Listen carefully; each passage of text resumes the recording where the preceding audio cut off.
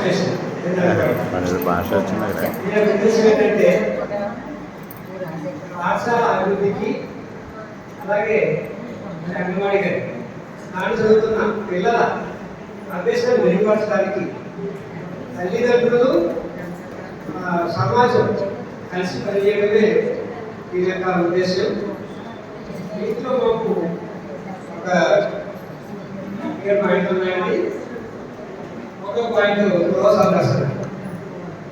ఇది వచ్చేసరికి పిల్లల్ని అంగన్వాడీకి కానీ పాఠశాల కానీ నేర్పించడానికి చేసే ప్రయత్నమే గృహ సందర్శన. ఒక్కొక్కసారి పిల్లలు అంగన్వాడీకి కానీ పాఠశాలకు రానప్పుడు మనం వాళ్ళ ఇంటికి వెళ్ళి ఏ సందర్భంలో పిల్లవాడు కానీ పిల్ల కానీ ఆసరాలేదో కారణం తెలుసుకుంటాం.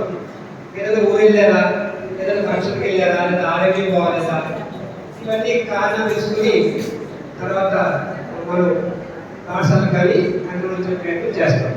ఇదే నేను ఉద్దేశం. అలాగే మేమైతే స్కూల్లో అయితే దీనికి సంబంధించి ఒక రికార్డు పెడతామండి.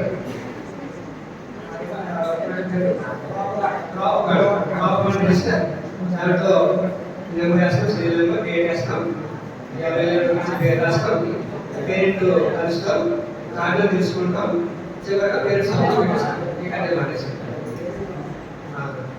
Proper register.